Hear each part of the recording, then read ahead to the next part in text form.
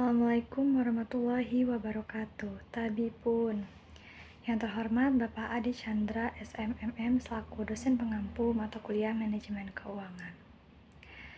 Dalam video kali ini, saya akan membahas materi mengenai manajemen piutang. Sebelumnya, perkenalkan diri terlebih dahulu. Nama saya Melisa Alivia dengan NPM 22411006.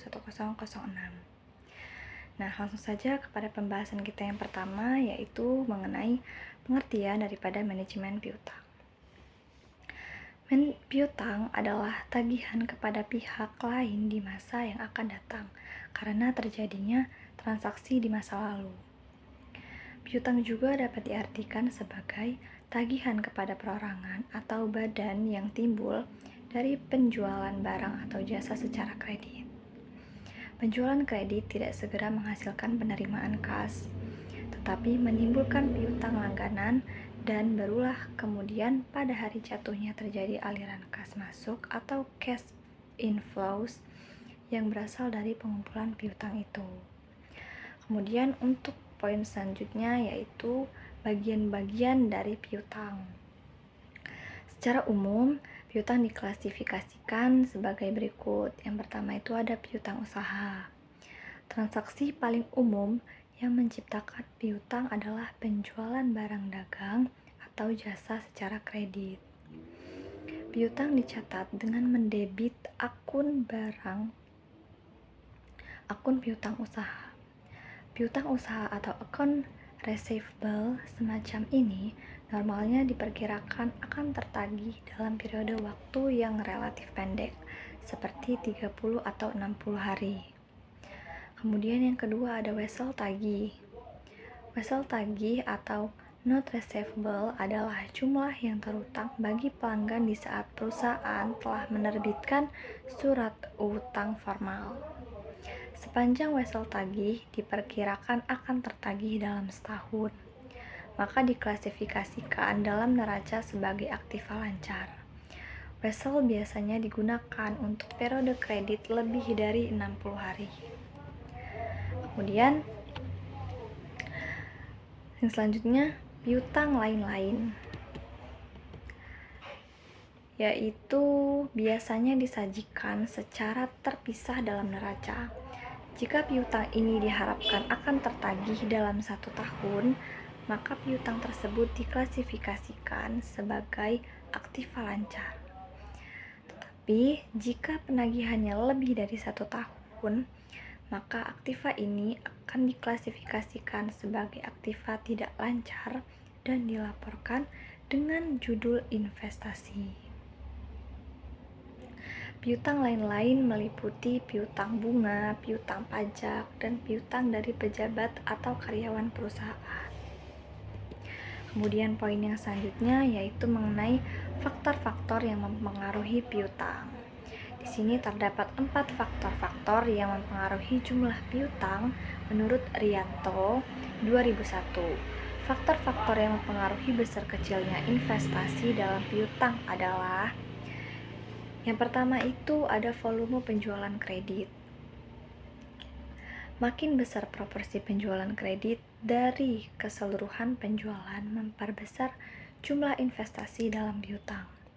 Dengan makin besarnya volume penjualan kredit setiap tahunnya berarti bahwa perusahaan itu harus menyediakan investasi yang lebih besar lagi dalam piutang. Kemudian yang kedua ada syarat pembayaran penjualan kredit. Syarat pembayaran penjualan kredit dapat bersifat ketat atau lunak apabila perusahaan menetapkan syarat pembayaran yang ketat. Berarti bahwa perusahaan lebih mengutamakan keselamatan kredit daripada pertimbangan profitabilitas.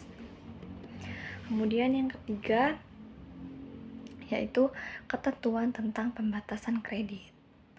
Dalam penjualan kredit, perusahaan dapat menetapkan batas maksimal atau bagi kredit yang diberikan kepada para pelanggannya. Semakin tinggi plafon yang ditetapkan bagi masing-masing langganan, maka semakin besar pula dana yang diinvestasikan dalam piutang. Kemudian yang keempat yaitu kebijakan dalam mengumpulkan piutang.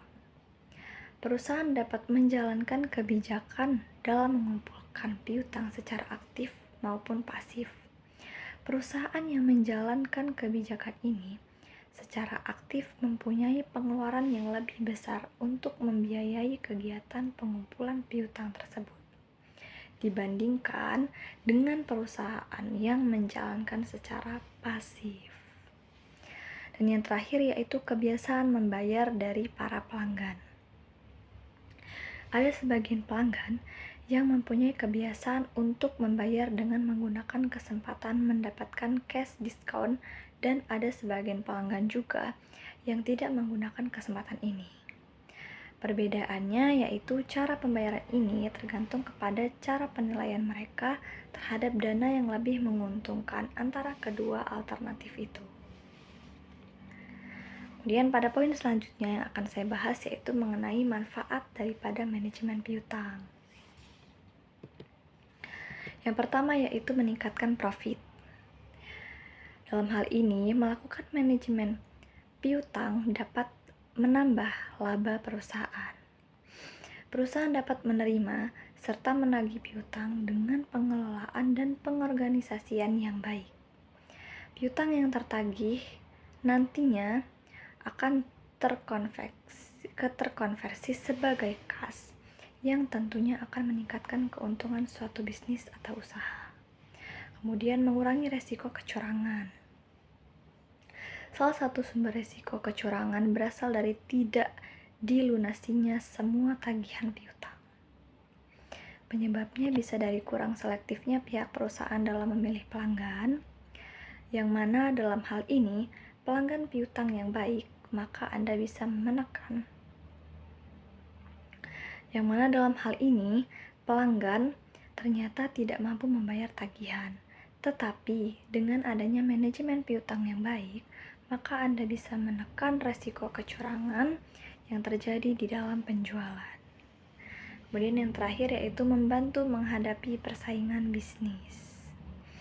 Manfaat lainnya dari pengelolaan piutang masih berhubungan dengan poin sebelumnya, yang mana penjualan yang dilakukan secara kredit adalah salah satu cara bagi perusahaan untuk bisa meningkatkan laba. Kemudian poin yang terakhir yaitu penilaian resiko kredit dan penyaringan para pelanggan. Risiko kredit adalah risiko yang mengalami tidak terbayarnya kredit yang telah diberikan kepada para pelanggan. Dan sebelum perusahaan memutuskan untuk menyetujui permintaan atau penambahan kredit oleh para pelanggan, maka perusahaan perlu mengadakan evaluasi risiko kredit dari para pelanggannya. Adapun langkah-langkah yang perlu untuk penyaringan para pelanggan dalam rangka usaha preventif untuk memperkecil resiko tertunda atau tidak terkumpulnya piutang yang tidak diharapkan adalah sebagai berikut. Yang pertama yaitu penentuan besarnya resiko yang akan ditanggung oleh perusahaan. Pertama-tama dalam hubungan ini haruslah ditentukan lebih dahulu batas resiko yang ditanggung perusahaan yang akan disediakan sebagai cadangan piutang. Kemudian yang kedua yaitu penyelidikan tentang kemampuan perusahaan untuk memenuhi kewajibannya. Lalu yang ketiga, mengadakan klasifikasi dari para pelanggan berdasarkan resiko pembayarannya. Terakhir yang keempat yaitu mengadakan seleksi dari para pelanggan. Kredit hanya diberikan kepada pelanggan yang berada pada golongan yang kurang dari batas resiko. Nah, teman-teman, itu tadi adalah beberapa poin daripada materi yang sudah saya bahas mengenai manajemen piutang.